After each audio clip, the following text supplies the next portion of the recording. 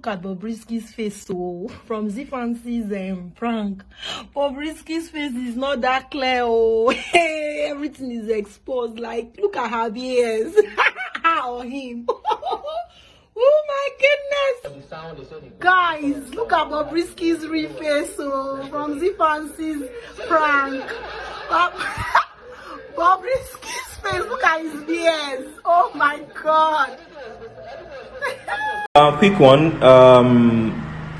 This is what happened here. After pranking Bobrisky, he requested for funds, and he's not like the first person I've pranked, you know. And for me, since I started pranking, sorry, I'm recapping because I think some people said I wasn't audible, you know. So I've pranked a lot of celebrities, and none of them have requested for funds. But Bobrisky requested for funds because he actually took hours before coming out, or because he was trying to do makeup and all of that.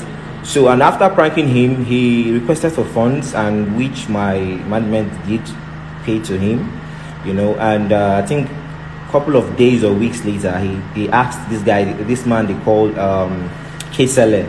XP0SE. I don't know. I'll try and put him on live so that you guys can. We have receipts for all of these things I'm saying. And he also consented to me posting. You get my point? That particular day. So I don't understand where all this wahala, all this stress is coming from. Please, Bobrisky, I appreciate you. I appreciate you, what you do and all of that. But please, now money I can't find for this life. Please, I don't want all this stress. I don't at all. I have consent. You gave me consent for everything online, and I have receipts for them.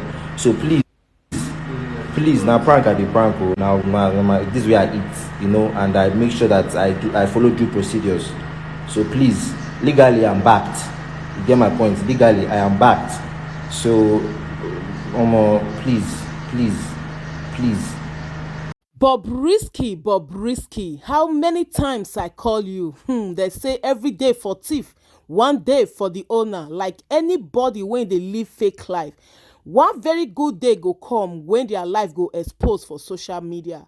Like this everyday call out is too much, guys. Bobrisky face, like how he face look naturally, they don't expose am from this Zfancy prank when you do with am some days ago. Meanwhile, another wahala don come again from Bob because fans and the old Nigerians don't see Bob real face when this our prank star Zfancy do with am some days ago. If una recall, say this our YouTuber when they always do prank for im videos for YouTube, prank Bob some days ago, and according to Zfancy, Bob demanded for a huge amount of money after that prank, and according to him, im management pay Bobrisky and wishing get evidence like the receipt, because Bob come see say some fans don't see how e face look for that video, like the makeup no cover Bob BS. Guys, that first clip una watch na Bob real face. I no understand why these people keep deceiving Nigerians, like they do endorsement for skincare product when they know say their skin sef e no good. My people, make we dive into the matter one after the other. Our Instagram blogger when they call Tunde Ednut, him be still post that short clip when Zfancy let us know say him prank Bob, because that videos really, guys, it gave Zfancy a lot of views. So Tunde Ednut took to his page, "Me, I'm here for peace. I am now born again. Zfancy and Bobrisky, make una settle una differences. So, like me, I just posted the content like I always do to support. I don't want wahala, and I have deleted it as soon as Bob politely asked me to. Now, jeje, I dey read my Bible." And wetin dis Bobrisky let us know be say make Zfancy go remove that video because e no take permission from her. According to Bobrisky, Zfancy, please take down my video off all your platform as soon as possible, else I will get you arrested. You didn't get my permission before you sent out my video. Like XP0SE, tell your people to take down my video down as soon as possible, else you all are looking for war. Mr. Tunde Ednut, please help me take down the video too. I wasn't told before the video was sent out. That was absolutely rubbish. I should be aware of your content before you post it out there.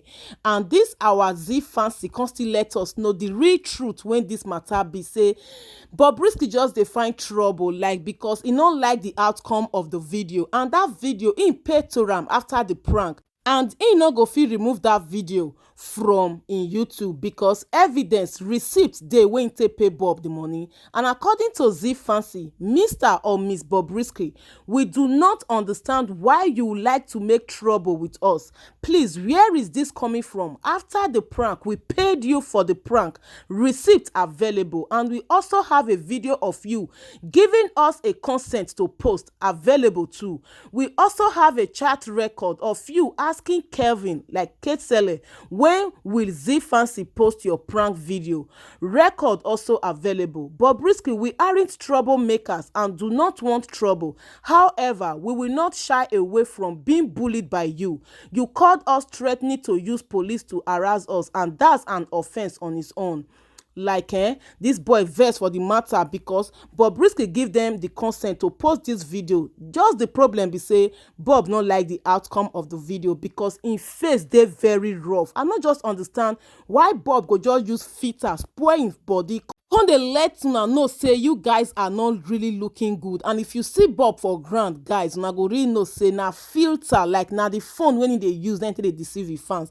Guys, before I go read the comments, because people really come for Bob say make he just dey live in good life. This kind fake life not good at all. Before then, make I drop una this short clip because Christmas dey come, my people. Those of una when they do business, make una just dey very careful. According to the report, please don't disgrace me. A lady begs after she was caught stealing from a fabric store in Lagos Island. She came into the shop pretending to be a prospective customer. The vigilant shop attendant was, however, monitoring her until she caught her putting one of the fabrics in her bag. When interrogated, she confessed to stealing the fabrics. She appealed to the shop attendant not to disgrace her. Guys, when I see this girl, when I see, so he just dressed this early morning, come shop, come thief cloth, wrapper, lace for inside him bag, one carry comot. Imagine this kind person about 3 come that person shop, you know, see and say that person not go ever feel make am for life.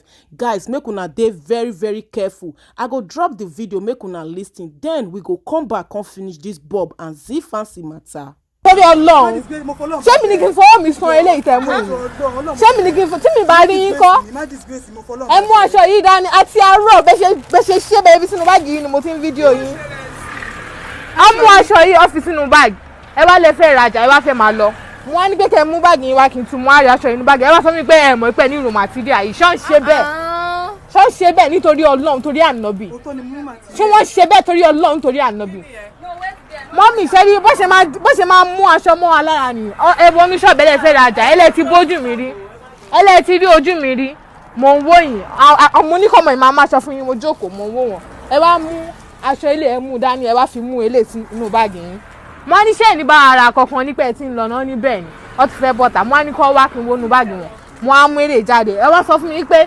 ẹ ní rùmọ̀ àtìríà ìpẹ́ ẹ̀ mọ̀ pé ní rùmọ̀ àtìríà yìí ní inú báàgì bẹ́ẹ̀ ni òótọ́ ni mo mú màtíríà òótọ́ ni mo gbé aṣọ nígbà yìí mo mú màtíríà yẹn òótọ́ ni mo mú aṣọ yìí. òótọ́ lẹ mú aṣọ yìí.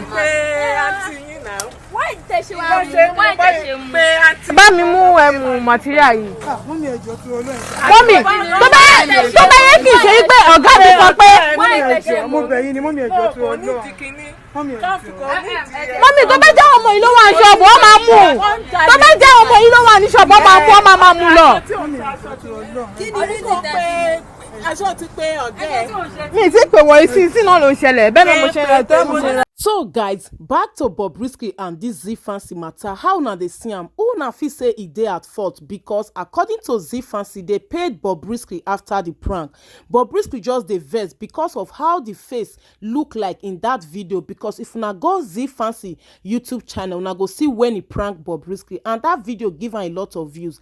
I don't know why Bob now wants that video to be deleted. Like he went to all bloggers platform in Instagram, begin they tell them, may they bring down the video. video. Guys, make una drop una comment, because to live fake life e no good though. And the way these people they deceive us with pictures when they post for their verified Instagram page, they let us, they feel say, they let us feel little of ourselves, like we know they try the thing they somehow.